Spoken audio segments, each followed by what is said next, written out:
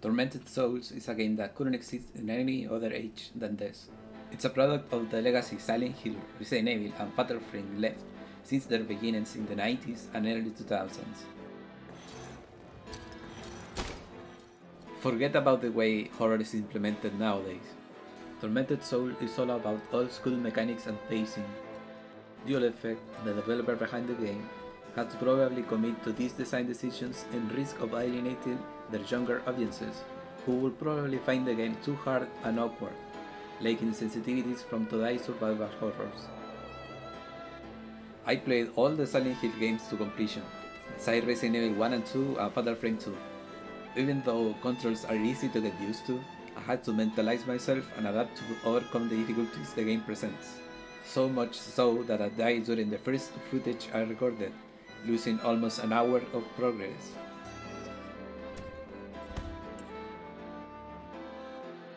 The difficulty getting used to the way this game wants you to play can be discouraging for some, but there are so many good things to say about this game.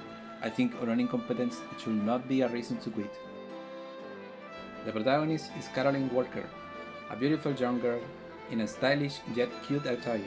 She is purposely attractive, as it is in the case of the Resident Evil characters like Ada Wong or Jill Valentine, not to mention the many cute Japanese girls from the Fatal Frame series.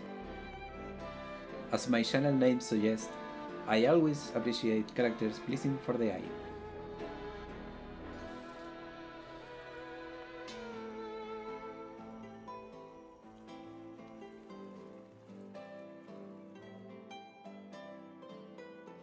For the developers, it was not enough to make her attractive. They also set some fixed cameras below the height of her skirt, giving you yet another reason to keep playing. Another exquisite feature of the game is the sound direction and quality. I think the developers wanted to generate in the player the same impression the pre-rendered backgrounds gave 20 years ago, mainly for the Resident Evil franchise. Of course, here the scenes are rendered in real time, and I have absolutely no complaints. I loved every single area. Another exquisite feature of the game is the sound direction and quality. As it happened in old school horror games, music, sound effects, and ambient sounds affect the atmosphere immensely, to the point of making you slow your pace to prevent unpleasant surprises.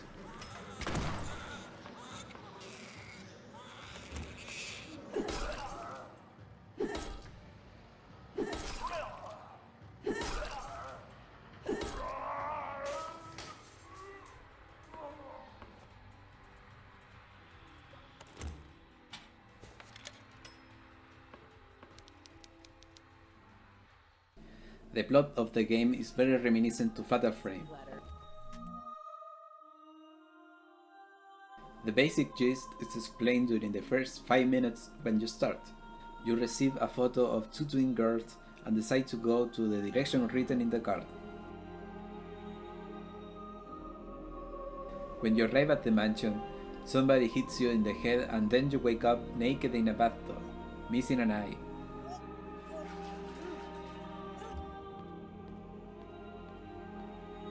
Although the story is quite predictable at several phases of the narration, it is still entertaining and engaging. You will want to see it through. Even though there are various characters relevant to the story, you only get to meet two in the game world.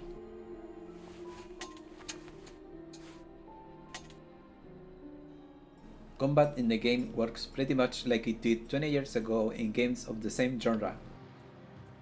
You have to hold aim and shoot, and while aiming you cannot do much, only a little jump backwards.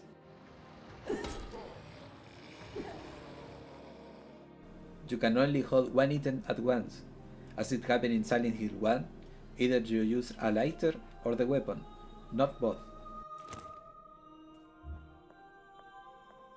Not only controls are old school, resource managing is also quite unforgiving. As it used to happen in old school survival horrors, the first hours of gameplay are the hardest in terms of resource managing. Each gun pickup gives you 10 bullets, and the most basic enemy can take up to 8 bullets before dying, Not to mention, it can kill you in 3 or 4 hits. During this phase of the game, it's better to run past enemies and save as much ammo and health items as possible. Not only combat is harsh in terms of resources, the game also uses the Resident Evil mechanic for saving, which is consuming a scarce item to save in specific areas or rooms. This means you can't save after every encounter, or every time you find a safe room. It's better to decide to play whenever you can commit to do meaningful progress. If not, don't even bother opening it. Combining these elements, graphics, sound, story and gameplay, we get a legit survival horror gem, a very scary and compelling adventure. There are some counter arguments I have to mention though. My first complaint is the voice acting for the protagonist. An old magnetophone. It looks like it works. Recording my progress might be useful if anything happens to me. My name is Caroline Walker. I don't know if it was intentional to make her sound emotionless, as if the actress didn't know what was happening to the protagonist while recording. In addition, the actress sounds older than the protagonist, like 20 years older. But it might be subjective, and other people could like the voice. It doesn't take away from the narrative though. Some Silent Hill and Resident Evil games also have awkward voice acting, but this type of acting ends up spicing the adventure instead of taking away from it. When I close my eyes, I see those girls.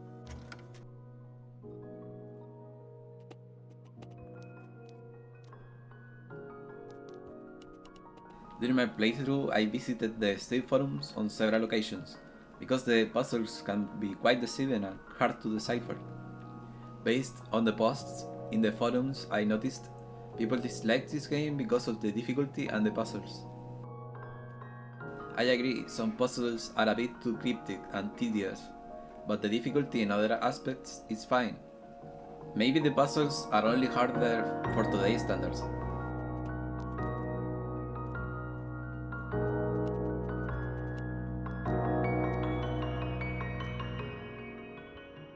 Possibly the best modern analogy for this game in overall quality is Readout 2. Both games are indie survival horrors with a cute protagonist. Both games have some awkward combat for today's standards.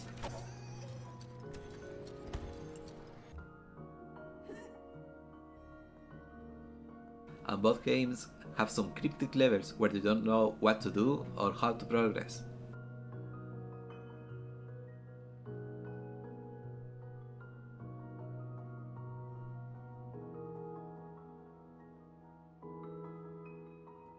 Despite that, Digital Happiness, the Indonesian Dreadout developer, did something I wish Dual Effect did too, which is to base the story on their homeland, in and around Indonesian culture and current depictions.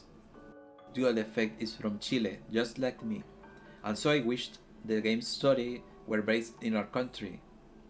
What Digital Happiness did resulted in me and others loving and respecting more the Indonesian culture, their music, their way of living, and their people. The same could have happened with Chile. Instead, the game takes place in Canada. At least the developers added an iconic Chilean and Latin American firearm, and made it the most useful through the game, the escopeta hechiza. Roughly translated to spell shotgun, it is basically a homemade shotgun, built as simple as a couple of metal pipes stick together. Once you acquire it, the game becomes much easier.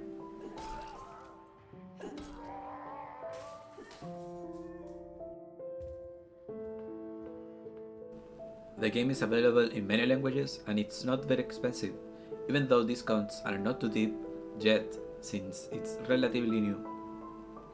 I recommend buying it if you're a fan of old school Silent Hill, Fatal Frame and Resident Evil. You will feel at home with this game.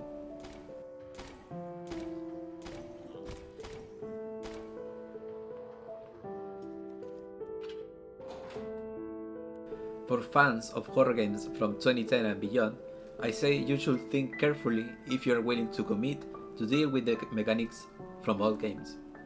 The hard puzzles don't begin until several hours of progress, and you won't be able to refund the game at that point.